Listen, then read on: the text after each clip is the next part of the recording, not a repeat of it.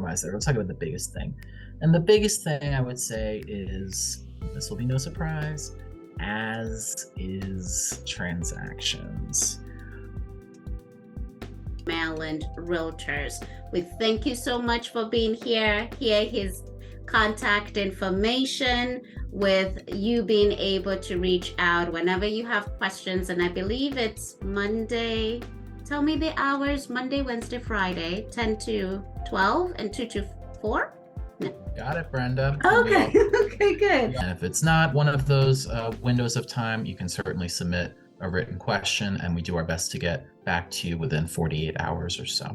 Just by way of introduction, for those of you who may not know me, my name is James Beslity. I'm an associate legal counsel here at Maryland REALTORs in our legal affairs department. Additionally, I also staff our association's statewide forums committee, of which Brenda is also a member. That all being said, the forms that you're going to see today, as Brenda said, these are minor changes, nothing really groundbreaking. So we'll start off with our additional as-is provisions addendum. And for those of you familiar with our forms, you'll note that this form was released for the first time this past October. We did make one change in consideration of this form, as well as the language of our contract of sale. You'll see that we used to have paragraph B, which required, it struck any requirements for sellers to comply with orders or notices of violation of any condominium association or homeowners association related to the physical condition of the property. Now, upon further reflection and consideration of the language in our contract of sale, it came to light that, in fact, there is no obligation, as stated in our contract of sale, for sellers of those types of properties to remedy any notices of violation or orders that have been issued by their condominium association or homeowners association against that property. So having this language in this addendum did not really make sense, and so it has simply been struck out. That will leave this addendum with two paragraphs, paragraph A, as well as what will become paragraph B that was formerly paragraph C. Pretty simple change here. So James, I'll be going probably with questions that I have received. So you mentioned that the reason why it was removed is that already the seller, say that again, the seller was or was not required.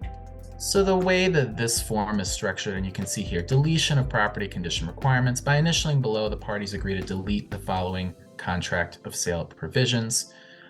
So any requirements that were stated in the contract for sellers to comply with those orders or notices of violation would be struck out by the parties signing on this addendum. However, in fact, our contract never contained such provisions. So this essentially would not have had any legal force or effect on the contract of sale. Important note here, remember that when you are dealing with a property, or the folks you are instructing are dealing with a property that is part of a homeowners association or part of a condominium regime, if those resale packages, and I'm speaking specifically about resale transactions, if those resale transactions you're receiving, the buyer has delivered to them that resale package once the parties have gone under contract. If it's an HOA, buyer has 5 days to terminate the contract following delivery of the resale package by the seller. If it's a condominium transaction, buyer has 7 days. Within those resale packages, there's going to be information pertaining to any potential notices of violation or orders in connection with the physical condition of the property. And those time windows, that's your client's time to negotiate with the seller. Look, we're going to terminate in accordance with either the HOA Act or the Condo Act, unless your seller agrees to remedy these issues prior to settlement.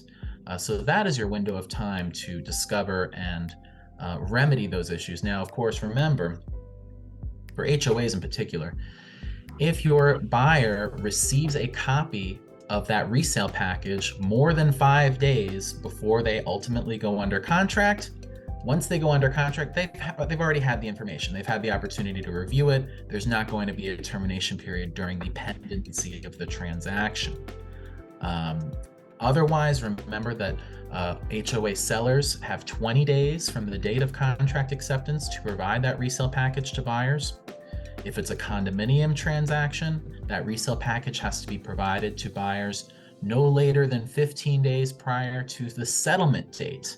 Two very different time standards. Now, HOAs and condominium regimes are two completely different types of community associations.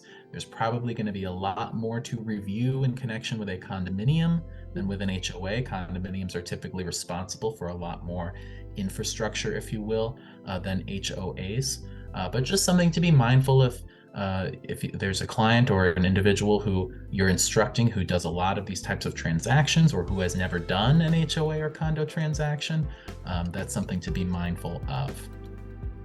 So to echo that time frame is once Brenda receives the packet, it has the list of what they found in terms of the inspection of the HOA or the condo. Then buyer needs to decide within that window what they're going to do, either negotiate with the seller to do whatever is it that is necessary, or use the walkaway window within that time frame. HOA 5 days, condo 7 days after receipt of those documents, correct? Correct. And important to remember also, there's many other reasons why you might want to walk away from a transaction like that. So really important to review those documents in detail. That is not something that should be taken lightly. We get a lot of questions on the hotline about condo and HOA transactions. With our financing addenda, and I have all 4 of them here to take a look at, we actually just had this change approved. So it came to our attention that there are a number of other boards that have financing addenda where the loan origination or discount fees, typically historically that's been expressed as a percentage of the loan amount. However, other forms similar to ours have the option for that amount to be expressed as a dollar amount. So we have incorporated that option into our financing addenda. So buyers have the option to indicate whether they will agree to pay loan origination or discount fees in a dollar amount, or as was the case previously, as a percentage of the loan amount. And that change has been made to each of our financing addenda: VA, USDA, FHA, and conventional financing addenda. Now, another change that you'll see to our financing addenda, as well as to a number of other forms in our statewide forms library, will be a brief summary of changes and practice tips, and I will go ahead and list all of these documents in that form, and there's a number of them. I ended up having to go through all 80 plus of our statewide forms in order to make this change. But let's talk about initial lines. One of my least favorite things to learn about in getting into this job, because initial lines, I want to make sure everyone understands this. Initial lines at the bottom of every page of a contractual document really do not have legal force and effect. What controls is the signatures of the parties at the end of the document. All contracts for the sale of real property need to be in writing and signed by the parties. That signature is at the bottom of that document. Frequently, we will get questions on the legal hotline. Well, one party forgot to initial one page. Does that invalidate the entire contract? Or one page of one addenda was not signed. Does that invalidate the entire contract? And some folks will try and use that as a way to get out of a transaction. And sorry, no, you still have a contract so long as the documents were signed at the bottom. And what I found interesting about our statewide forms library, there are a number of forms that had these initial lines at the bottom, a number of multi-page forms, and of course this is going to only apply to multi-page forms, right? A number of forms that did not have them. There simply was no rhyme or reason to what forms had the initial lines at the bottom or what forms didn't have the initial lines at the bottom. So what we are doing is removing initial lines from the bottom of every page. Now, I often will get follow-up questions. Well, what if someone changes the content of one page or something like that, or they remove a page and then insert another page? Well, we have a name for that in the world of law, if you will. That's called fraud. So There's nothing that is going to prevent someone from doing that, whether you have initial lines or not. If someone's going to commit fraud, they're going to commit fraud. But the way contractual documents are legally construed together when you have multiple pages, well, for example, page numbers. Any multi-page document that we have in our statewide forms library is going to have page numbers. So you're going to know if this is a multi-page document. Also, remember paragraph numbers. You're going to see paragraph numbers. That also allows documents to be interpreted together. And of course, you have one paragraph going into the next page. There are many indicators for how a document is meant to be construed and agreed together. The one exception I will note to this, there are various provisions throughout our documents that for various reasons require the parties to indicate their agreement to a specific provision by way of initials. If there is a certain provision in a document that is that way, those initial lines will remain. What we're talking about solely are initial lines at the bottom of every page. The last aspect of the financing addenda that's going to be changed, and this is going to be across each one of the 4 financing addenda, a little bit of clarification as to wood-destroying insect inspections. So those of you, again, familiar with our contract document, our residential contract of sale, will recall that we removed the framework for wood-destroying insects and how those potential repairs that may be necessary need to be negotiated from the body of the contract of sale. If a buyer wants to have a property inspected for wood-destroying insects, which of course is advisable, that is absolutely something that buyers should be doing, that needs to be indicated on the property inspections addendum. Now, there is a sort of, I don't necessarily want to call it a loophole, but there is a very, very small portion of transactions where perhaps it is being financed by way of a VA financing addendum or one of these other types of financing methodologies where the lender is going to require a wood-destroying insect inspection in order to approve financing.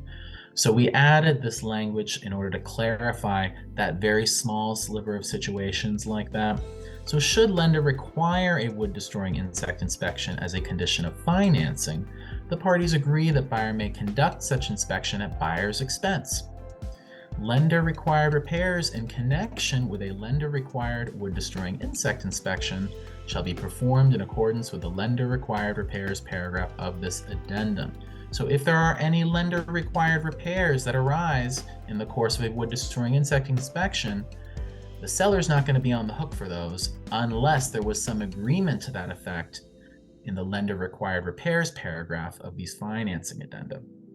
Seller shall have no obligation to consider any other request for repairs or seller credit in connection with a lender-required wood-destroying insect inspection unless a wood-destroying insect inspection was negotiated by the parties as part of the property inspections addendum. So, of course, if buyer already requested to do a wood-destroying insect inspection, well, great. It's going to be done. The lender required inspection, that's gonna be simultaneous, right? The lender's requirements being fulfilled, and certainly that in that scenario, any repairs would be negotiated in accordance with the property inspections addendum. And also, just to kind of round that out, let's see, in all transactions involving, and we're looking, I believe this would be VA financing. All fences and outbuildings shall be included in the inspection and certification. So in these situations, lenders, just by way of background, lenders will consider outbuildings and fences in the valuation of the property. So if those are contributing to the value of the property, then yes, the lender is going to want those to be inspected for wood-destroying insects. And so those inspections should encompass outbuildings or wood fences, again, that contribute value to the property. And as you'll see, similar changes have been made in this regard to each of the financing addenda. Essentially, giving that option to express loan origination or discount fees as either a dollar amount or a percentage, adding that wood destroying insect language specifically to VA, USDA, and FHA, not to conventional, and then the initial lines, removing those initial lines from the bottom of every financing addendum. Okay, so Brenda didn't include the property inspection addendum by checking off the wood destroying. Now the lender is requiring it, and we put in the addendum like up to 500, and everything inclusive of the appraisal repairs, plus maybe now somehow, and maybe I'm talking to a different James, my buddy, is where, we negotiate, okay, fine, just, I don't want to put my property back on the market. Let them just do the wood destroying inspection. That's what the seller says. Okay, so now it's done, and now they find inclusive of the wood destroying damage plus the appraisal is now more than 500. Now what?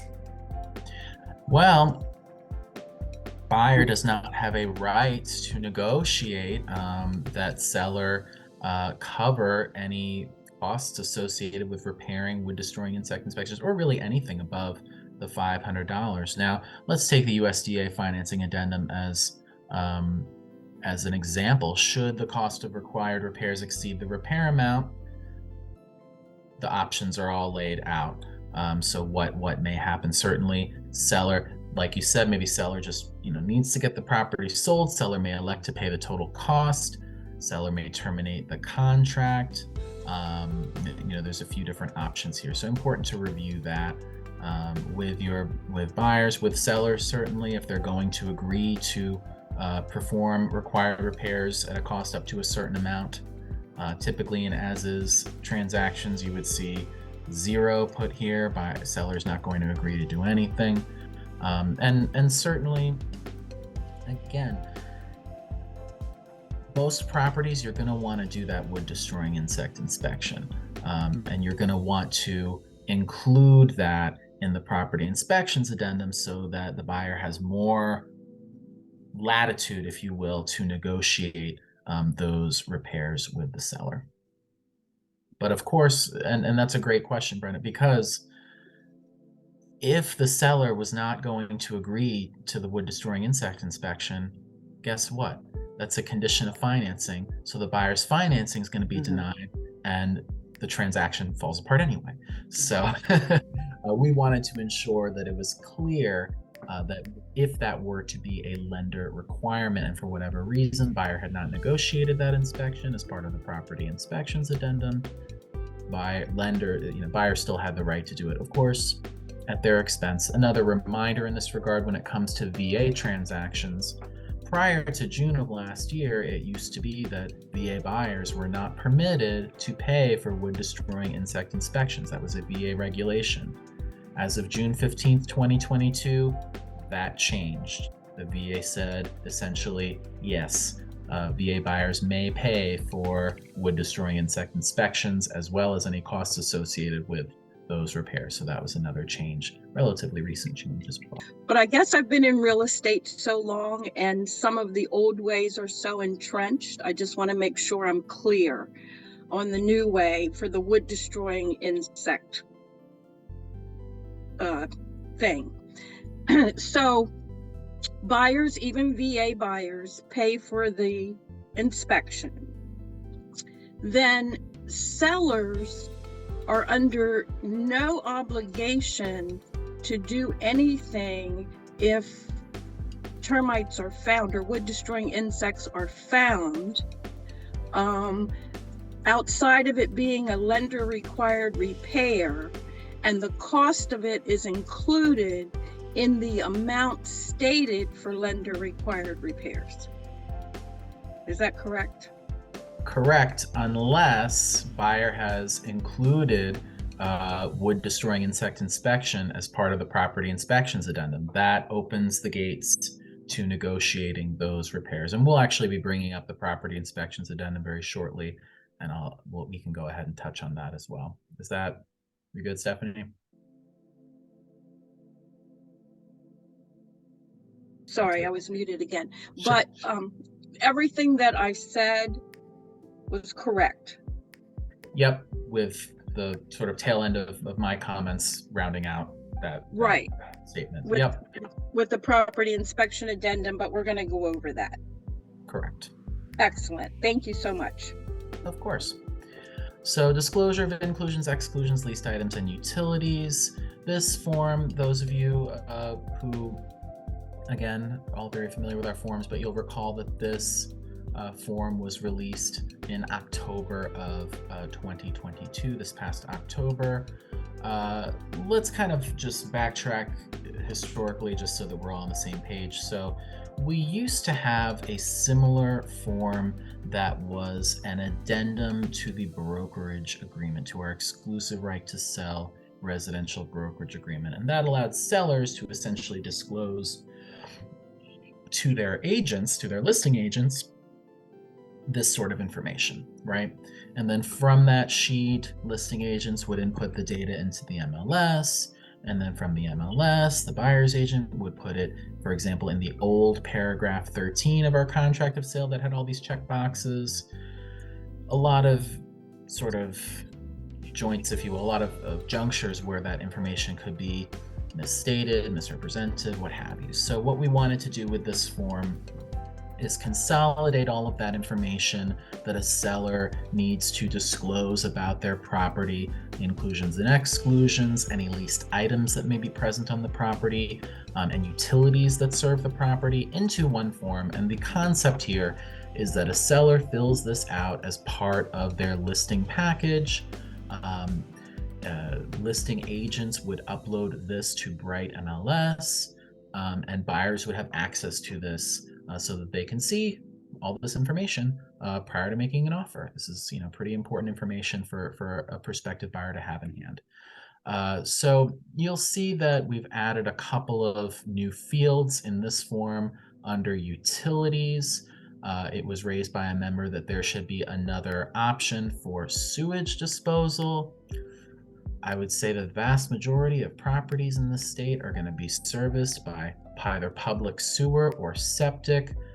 There are other potential types of sewage disposal systems out there, in particular cesspools, essentially a storage tank. So remember, a septic system, the sewage effluent, the liquid, if you will, the yucky stuff, that is going to be leached out into the septic field, filtered out through the ground, down into the groundwater, whereas the solids then sink to the bottom of the septic tank, and that is periodically pumped depending on the type of septic system you have. A cesspool, as an example, that's literally just going to be a tank that does not allow for the release of any fluids, and that is going to have to be pumped on a much more frequent basis than a septic system. So that is another type of septic system that you could have. So simply we added an other field if that is applicable to a particular property. We're also adding space for sellers to indicate what service providers, utility service providers, service that particular property. Some buyers, maybe, there are a number of utility providers that service different parts of our state, especially out-of-state buyers or out-of-area buyers. Maybe unfamiliar with that, and this sort of takes a little bit of the guesswork out of having to figure out, okay, who are the utility service providers, who might I need to contact in order to change the name on the account so that I can ensure that there's no interruption to utility services. So just a place for sellers to represent that information. All right, property inspections addendum.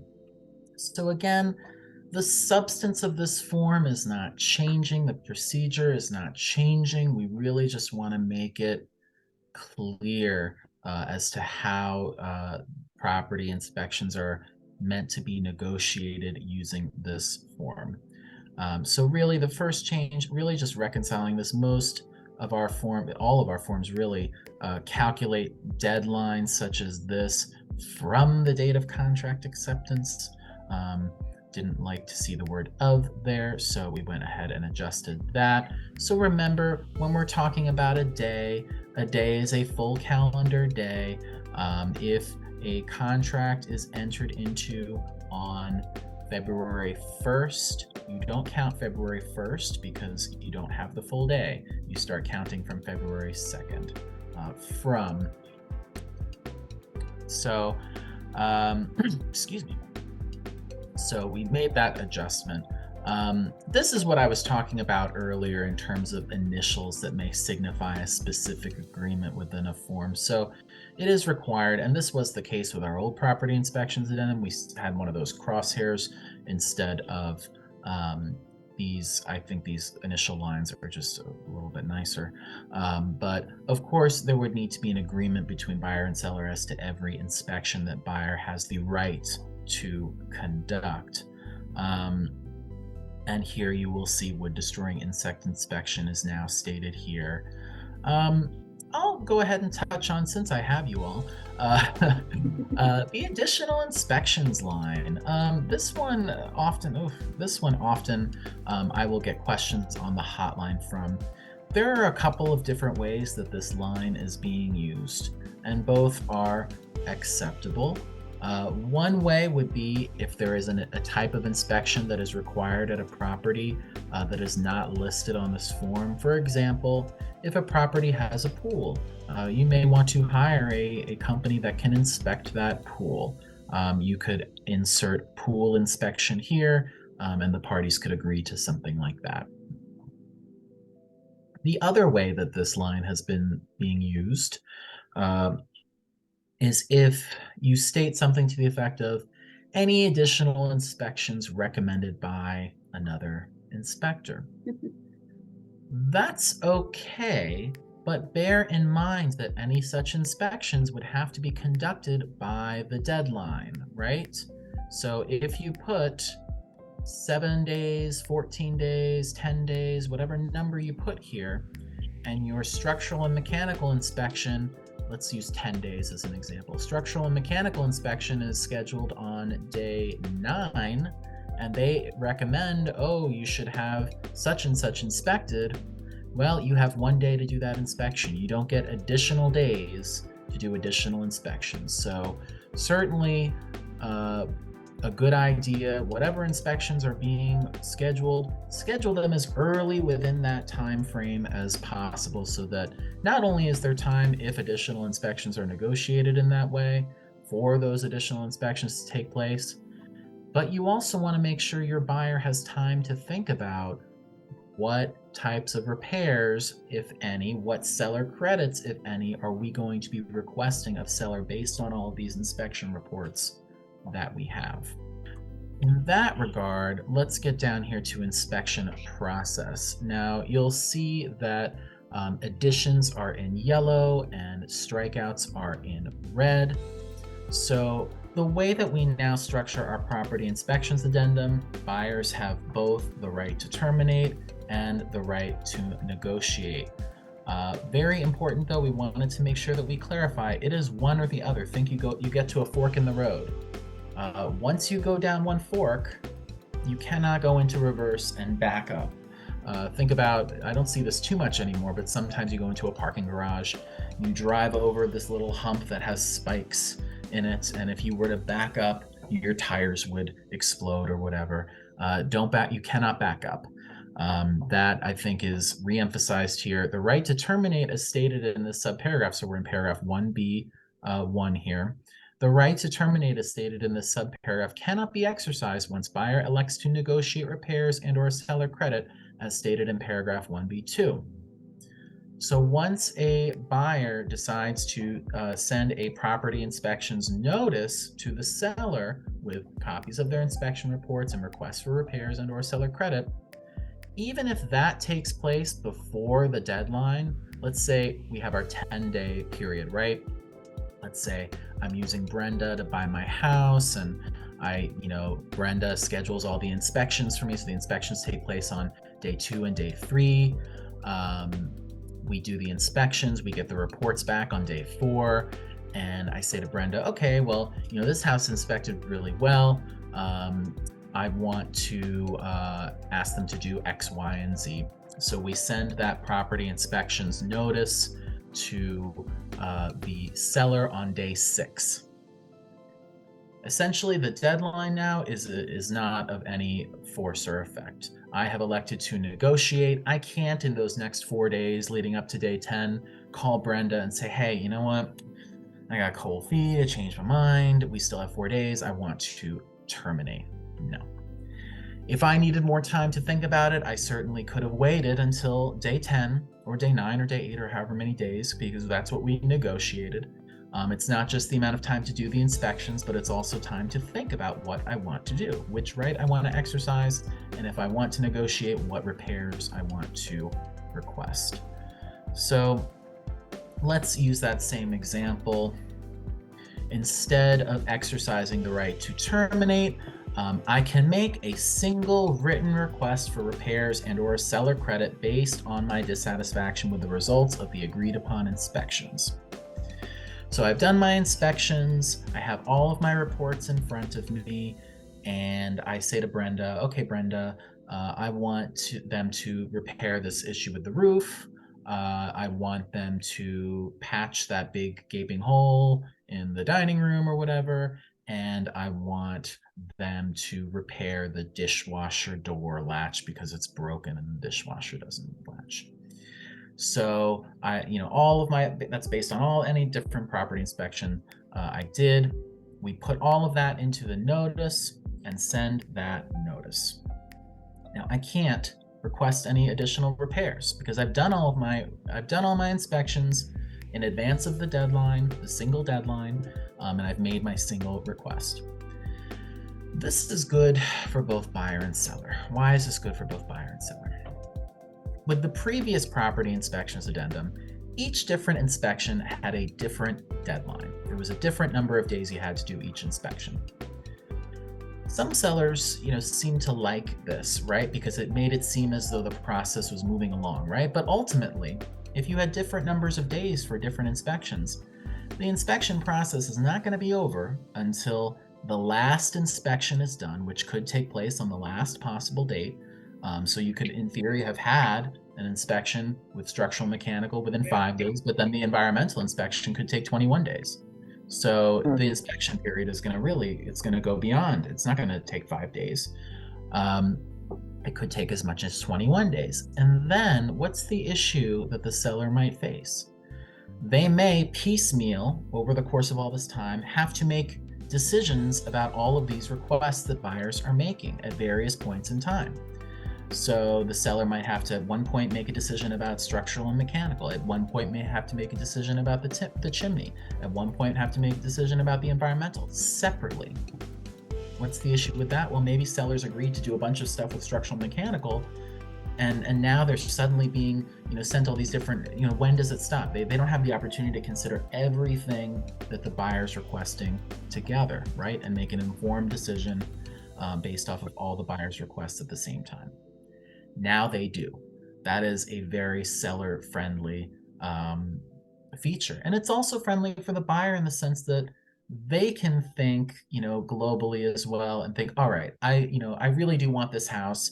Let me think about the most important things. Maybe I'm talking to Brenda and she says, you know what, James, the dishwasher's it's gonna be a very inexpensive repair. Let's not burden with the seller with minutia, with little things. That's going to be very easy for you to do yourself. Now the hole in the wall, the roof, yeah, let's ask for those things. But I know you really want this house. Let's keep it to the critical things. So buyer may make that single written request. The right to negotiate expires at the deadline unless buyer delivers to seller a copy of the inspections reports together with a written request. And you could certainly use our property inspections notice to make that written request. Now remember, should buyer attempt to deliver multiple written requests for repairs and/or seller credit to seller prior to the deadline, seller is only obligated to consider the first such request received. One property inspections notice based off all of the inspections you've conducted again, all delivered prior to or by the deadline. The final section where we wanted to clarify some language. So the negotiation process, just to kind of keep things linear here, once Brenda has submitted that property inspections notice on my behalf to the listing agent, who then provides it to the seller. Seller has 5 days to consider all of my requests. Seller will then notify me, buyer, in writing whether they agree to some, all, or none of the requests.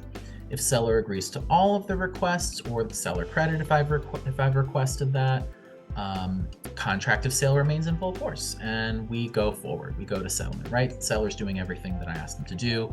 We're pretty much done. If seller only agrees to some of the requested repairs or seller credit, or doesn't respond at all, then buyer has some options, right?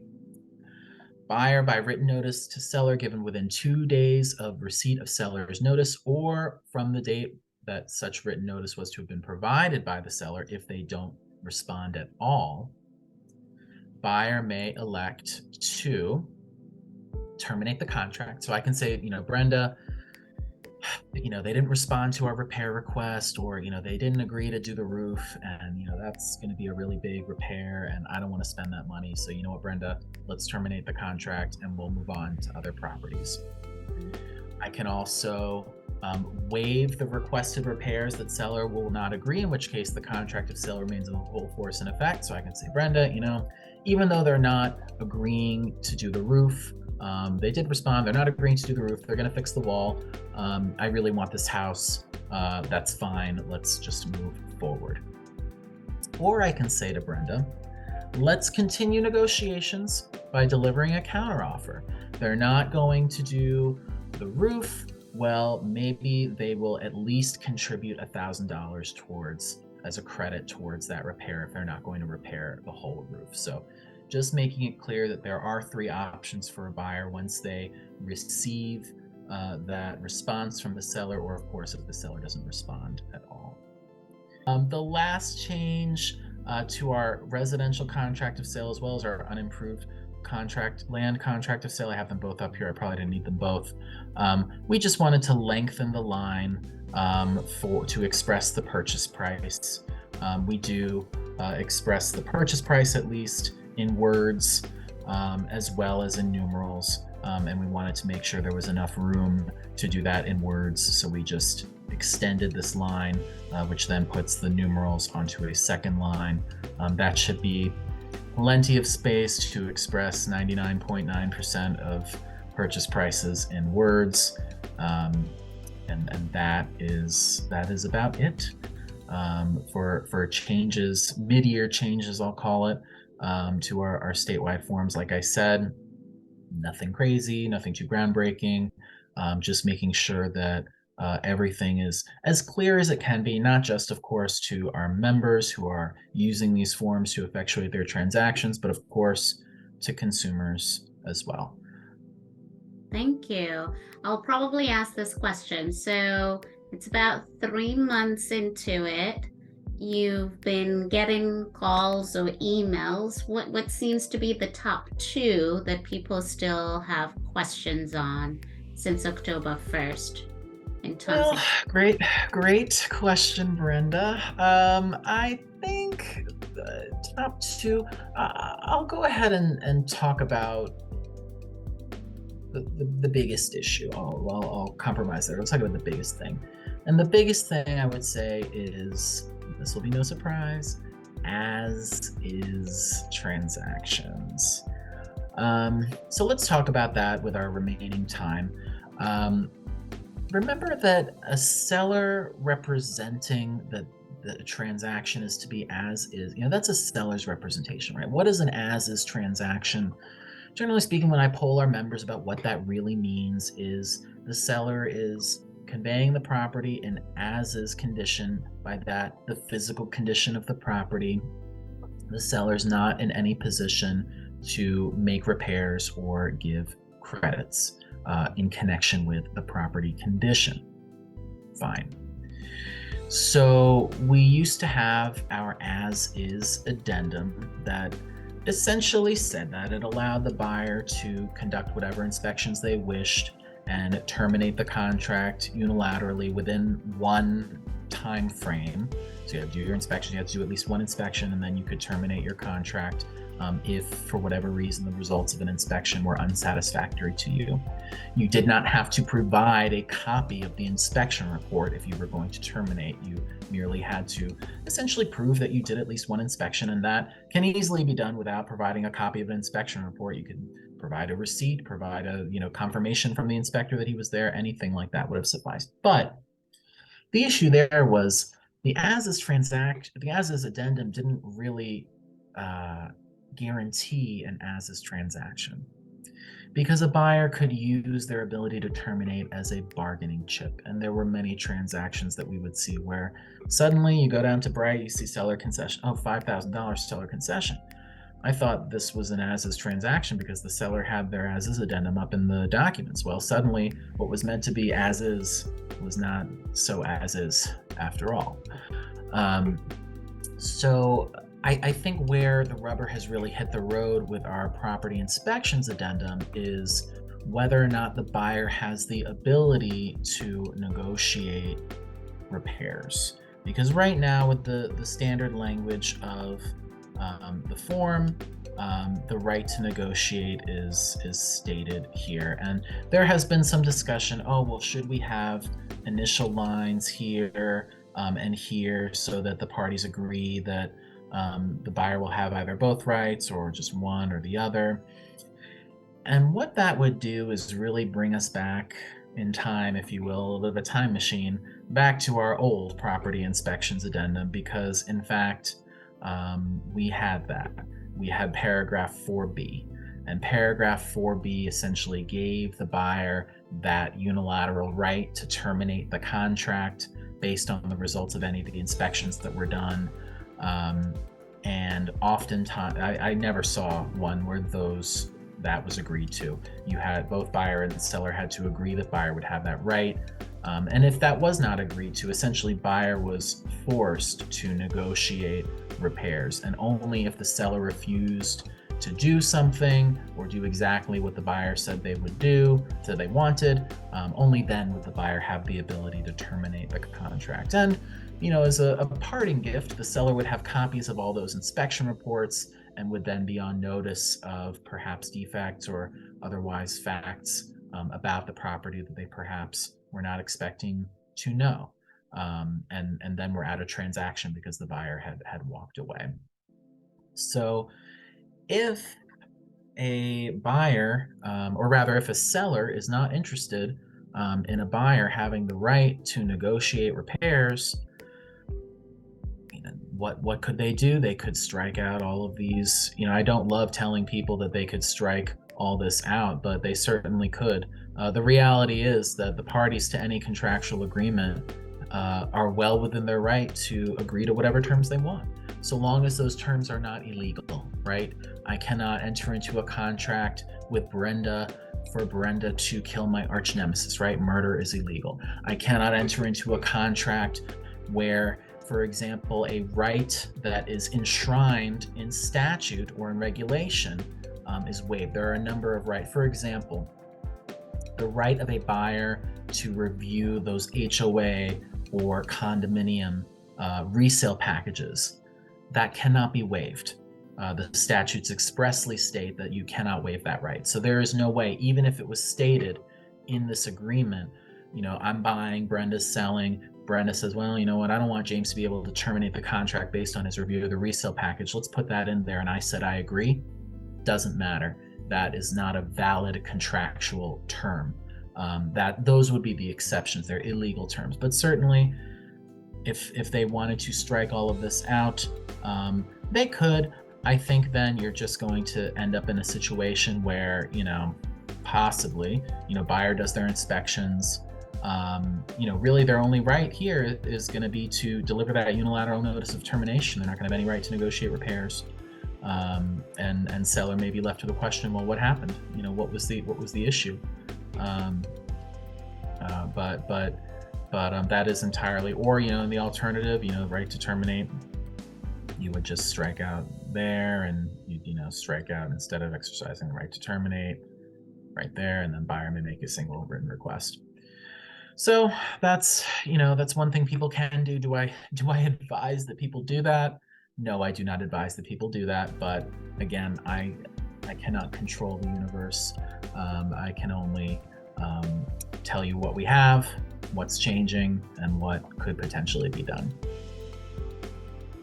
But that, I'd say, is the biggest issue when it comes to our statewide forms. Of course, there are other forms. Other local boards and associations have their own forms. The Real Estate Commission has their own forms, and of course, we don't own or control those forms. But that's where I'd land on our own forms. And thank you again, James. Thank you. Of course, our pleasure.